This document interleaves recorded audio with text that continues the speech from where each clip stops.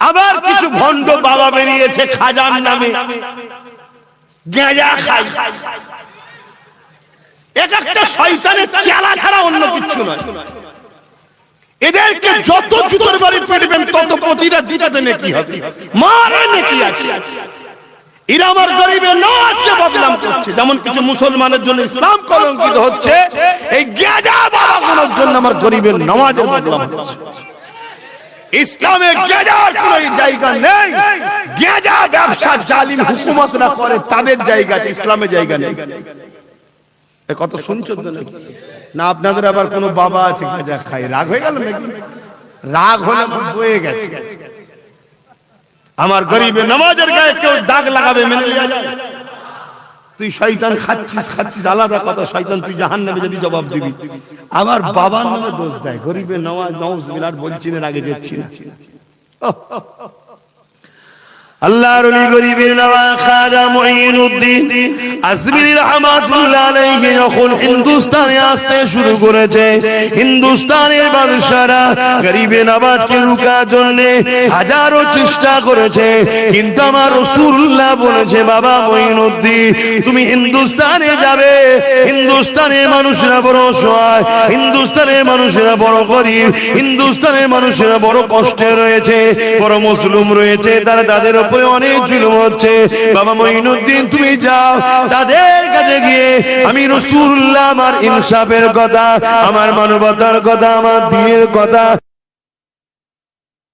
আমি রাসূলুল্লাহ জানিয়ে দিলাম।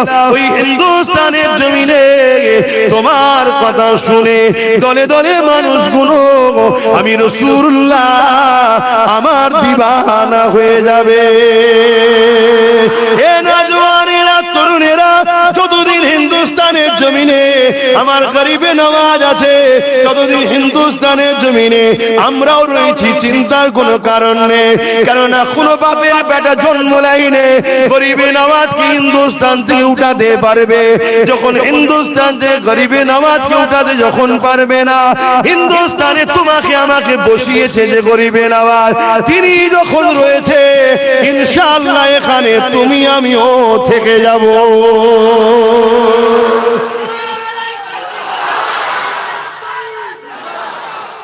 অতি হুঙ্কার তো দেবে কি, কিন্তু হুঙ্কারটা শিয়ালের হুঙ্কার, কথা বুঝে আসছে না? কিন্তু আমাদের অনেকটা ক্ষতি, এটা সত্য কথা। কি হবে? ক্ষতি। সেই ক্ষতিটার দোষ কাদের?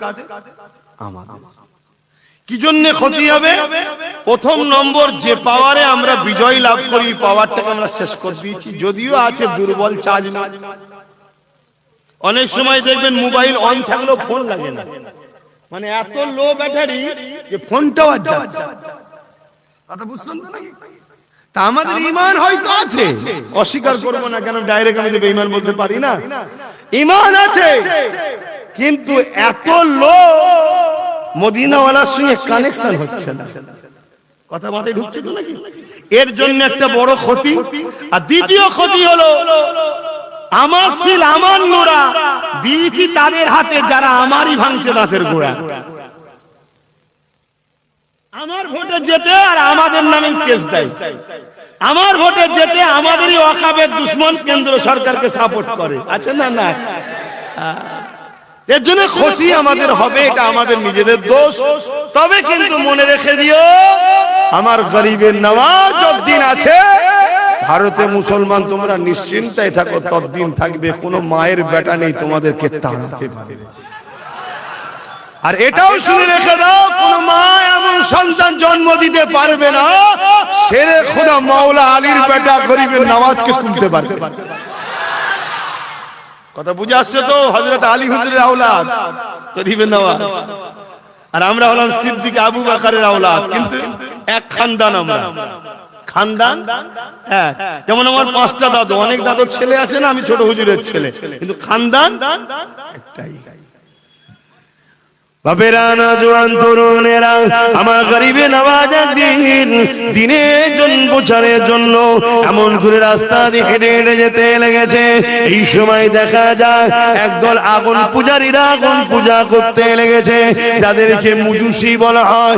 এই অগ্নি উপাসকেরা অগ্নির উপাসনা করতে লেগেছে। আমার গরিবে নওয়াজ তাদের কাছে গিয়ে দাঁড়িয়ে গেল, তাদেরকে গিয়ে বলতে লাগলো, তোমরা এখানে কতদিন আগুনের উপাসনা করছো? তারা বলতে লেগেছে, বাপ দাদু থেকে চলে আসছে, বহু বছর ধরে আমরা উপাসনা করছি, তবে আমরা 60 বছর ধরে একভাবে উপাসনা করছি। এটা বাপ দাদা থেকে চলে আসছে, আর আমরা করছি কত বছর? 60 বছর। কি বর্ষা, কি ঠান্ডা, কি গরম, কোন সময়ে আগুনকে আমরা বন্ধ হতে দিইনি। কেন? আগুন হলো আমাদের খোদা, দেবতা, প্রভু, মালিক। তারা বলছে, আপনারা কি বলছেন? আগুন খোদা, আগুন প্রভু। আগুনকে যিনি সৃষ্টি করেছে তিনি হলেন আমাদের খোদা। তিনি কে? আরে জবান আওয়াজ দেখে শাহাদাত আগুন তুলে বলুন কে? আমার সাথে বলুন আল্লাহু আকবার। আমাদের খোদা তিনি। আমরা কোন পাহাড়ের কাছে মাথা নত করি না, কোন পাহাড়কে আমরা ভয় করি না। পাহাড়কে যিনি বানিয়েছেন তিনার কাছে মাথা নত করি, তিনাকে আমরা ভয় করি। আমরা সূর্যের কাছে মাথা নত করি না, সূর্যকে আমরা ভয় করি না। আমরা মাথা নত করি সূর্যকে যিনি বানিয়েছেন, এবং ভয় সূর্যকে যিনি বানিয়েছেন তিনাকে করি। আমরা চাঁদের কাছে মাথা নত করি না, চাঁদকে যিনি বানিয়েছেন আমরা তিনার কাছে মাথা নত করি। আমরা কোন সাগর, কোন তুফান, কারো কাছে মাথা নত করি না, কাউকে ভয় করি না। আমরা মাথা নত করি আর ভয় করি একমাত্র তিনাকে, যিনি লাহু মুলকুস সামাওয়াতি ওয়া মা ফিল আরদ, জমিন আসমানে যা কিছু আছে সব কিছুর উপরে জিনার বাদশাহী চলে। জোরে বলুন সুবহানাল্লাহ। লিল্লাহি মা ফিস সামাওয়াতি ওয়া মা ফিল আরদ, সব কিছুর একমাত্র স্রষ্টা যিনি, তিনি কে? আল্লাহ। কিন্তু আমরা মানুষ হিসাবে মানুষকে ভালোবাসি। সে কেন? আমরা সবাই বাপ আদম মা হাওয়ার সন্তান, তাই তো নাকি? হিন্দুরাও আমাদের ভাই বোন, আদিবাসীরা ভাই বোন, দলিতরা, খ্রিস্টানরা, ইহুদিরা, মতুয়ারা সবাই আমাদের ভাই বোন। কেন? বাপ আদম মা হাওয়ার সন্তান, আমরাও বাপ আদম মা হাওয়ার সন্তান। এবার আমার ভাইদের কি বিশ্বাস সেটা সে মানছে, সে জবাব দেবে। কিন্তু আমার ভাই বোনের মধ্যে কেউ যদি জালিম হয়, সে মুসলিম ধর্মের মধ্যে হোক আর যেই হোক, জালিমের বিরুদ্ধে কিন্তু আমরা কথা বলি। মাথায় ঢুকছে না? আজকে আমার দেশের প্রাইম মিনিস্টার নরেন্দ্র দামোদর মোদী, আমাদের প্রধানমন্ত্রী তো নাকি? আমারও প্রধানমন্ত্রী নয়, আপনাদের নয়, জোরে বলুন। হ্যাঁ প্রধানমন্ত্রী, কিন্তু জালিম না জালিম নয়? এটা আওয়াজ দেন তো, জালিম না জালিম নয়। তার বিরুদ্ধে কথা বলি, তার বিরুদ্ধে কথা বলি, তাকে অ্যাকসেপ্ট করি না, সে জালিম। হ্যাঁ প্রধানমন্ত্রী, আমার রাজ্যের সিএম মাননীয় মমতা ব্যানার্জি, আমার সিএম না সিএম নয় আপনাদের, কিন্তু সে জালিম না জালিম নয়? আওয়াজ দিয়ে বলুন। তার বিরুদ্ধে এবারে তাদের বিরোধী মানে যদি বলা হয় কোন একটা ধর্মের বিরোধী করছো, এটা মূর্খ ছাড়া অন্য কিছু নেই। কেন? সে ধর্ম না, সে ধর্মের একটা অনুসারী, সে ধর্ম নয়। যেমন আমার কেউ যদি অন্যায় দেখে বিরোধী করে, তার মানে কি ইসলামের বিরোধী হলো নাকি? না, আমি ইসলাম ধর্মের অনুসারী, আমি যদি ভুল করি লোক তো বিরোধী করবে, স্বাভাবিক। কিন্তু এর জন্য ইসলামের বিরোধী বলা ভুল হবে। কথা বুঝে আসছে তো নাকি? হ্যাঁ। তাহলে আজকে যদি কেউ রেপ করে, আজকে যদি কেউ খুন করে, আজকে যদি কেউ না বাচ্চাদেরকে হত্যা করে, আজকে যদি কেউ নারীদেরকে জ্যান্ত পুঁতে দেয়, আজকে যদি কেউ নারীদের ঘরে 14-15 বছরের 13 বছরের বাচ্চা বাচ্চা মেয়েকে হোটেলে নিয়ে যে ভিআইপিদের নিয়ে এসে তাদেরকে নেশা করিয়ে তাদের শরীরকে শোষণ করে, ওই বাচ্চা বাচ্চা মেয়েরা বড় বড় জালিমদের নির্যাতনকে সহ্য না করতে পেরে মারা যাবে। এই রকম অন্যায় কেউ করবে তাদেরকে মেরে দেওয়া দরকার আছে না নাই? তাদের বিরুদ্ধে যদি কেউ কথা বলে আর তখন তুমি বলবে আয়াতটা ভুল আছে। আজকে এরকম হয় না, হয় না? তো সেই সময়ে মক্কায় এমন কিছু জালিম ছিল যারা তৎকালীন সময়ে জুলুম করত। আল্লাহ তাদের বিরুদ্ধে রাসূলকে যুদ্ধের ঘোষণা দিল, তাদের বিরুদ্ধে আপনি লড়াই করুন, যুদ্ধ করুন, ওই সন্ত্রাস চরিত্রহীন নারী দেহ শোষণকারী জালিমগুলোকে যেখানে পাবে সেখানে কতল করো।